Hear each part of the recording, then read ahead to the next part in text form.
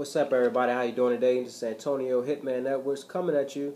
In this video, I'm going to share a topic with everybody, and I hope this help out people that is curious about this topic I'm about to share with you about. I'm getting a lot of emails and just messages in my social media accounts regarding this topic. So I just got a message from somebody, and I'm going to read it to you and answer her question. This is from Christina here. She says, I have a few questions. Can you wholesale homes from real estate agents? I'm in the state of South Carolina, and bandit signs are illegal to put, so what would be another great marketing strategy? Just to answer your first question first, yes, you can wholesale homes from real estate agents. Typically, they're dealing with bank-owned properties. Sounds like you're saying, can you wholesale homes far as that's on the MLS with the agent? Yes, you can. 9 out of 10 times they're going to be bank-owned properties. And usually with the agent, they have their own contract that they fill out called a ring contract. And in that contract, there is a non-assignability clause in that contract. So to get around that, you can do a double closing where you, on the contract, is the buyer, of course, and the bank is the seller. And if you have your end buyer lined up, you will draw up another purchase and sale contract where you would be the seller and your end buyer would be the true buyer. So you have two contracts going on. Contract one, which is the ring contract, and the second contract, which is your contract that you drew up between you and your end buyer. So you're going to need to have to do two different closings back to back, a double closing. So just say if in your ring contract you have to bring, you have a contract for $50,000, you're going to have to bring that $50,000 plus closing costs to the table.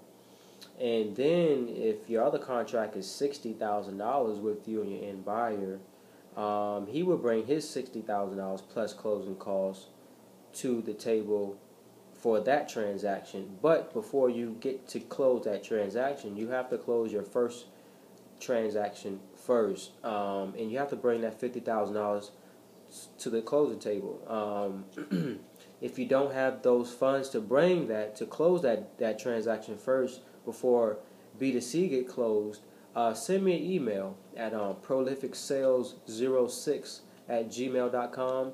That's prolificsales06@gmail.com. But also, it's another tip. It's also very, very important to build relationships with your buyers, because your buyer could fund that first transaction if you have a great relationship with them, and if you let them know, hey, I don't have the funds to fund this. Can you fund that A to B transaction for me? Bring the $50,000 plus the closing costs to the table, and then he's going to close on his first. So he's bringing the 60 to the table. He's bringing the 50, and that's going to close, and he's going to immediately close on the 60 as well. So if you have a great relationship with the buyer, they wouldn't have a problem doing that at all, because the number's still working for them.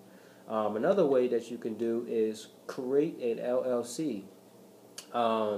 With the LLC, you're going to sell your LLC to your end buyer. So he's going to step in your shoes as the owner of that new LLC that you created. So if on your ring contract, you just say you set it up 123 LLC, that's going to be on title 123 LLC.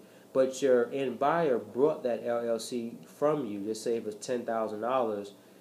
That would be your assignment fee. He's going to pay you $10,000 to step in your shoes to be the new owner of that LLC.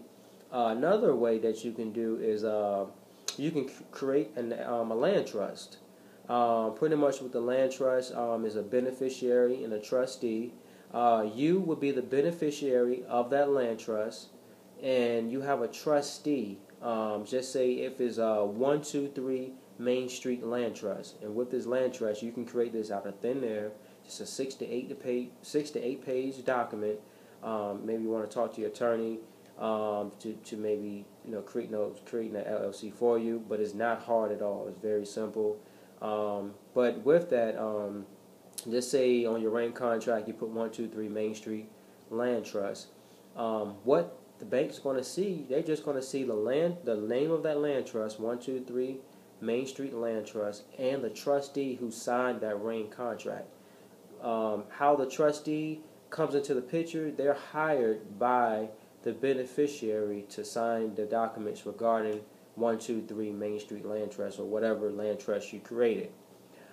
So at the closing, the HUD still needs to get signed as well. So your trustee will sign that HUD as well. So as far as your end buyer, you're going to sign that new beneficial interest over of the land trust. So the beneficiary has the say-so of the land trust.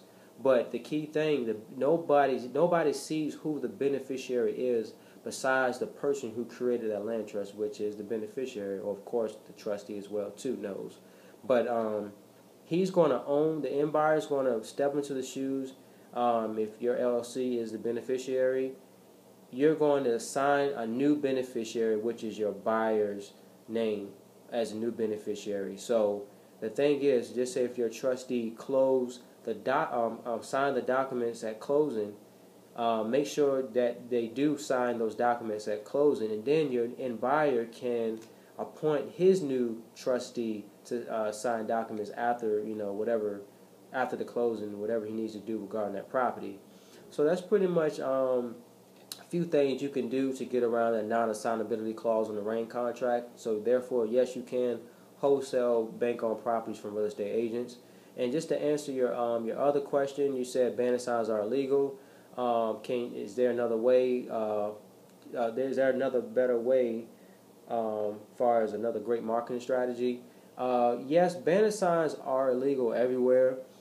If you want to put them up, you have to. Maybe I would recommend putting them up probably on weekends, Friday nights, and picking them back up on Sunday nights, because weekdays the city is probably going to hound you and take them up fast, and they can fine you for that. So it is a misdemeanor, by the way. But if you feel uncomfortable with banner signs, I'm big on direct mail. There's tons of ways that you can attract different leads from the direct mail source. Just to name a quick few, you got out-of-town absentee owners, you got in-town absentee owners, you have free and clear properties, you have properties with no equity you can target. You can target probates, you can target inherited properties, divorce leads, you can target condemned properties, fire damaged properties. There's so many things you can target in the direct mail field.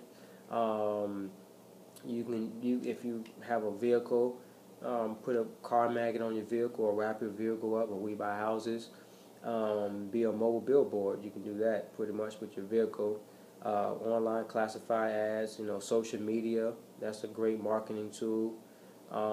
It's so many countless ways that you can market other than the banner sign niche.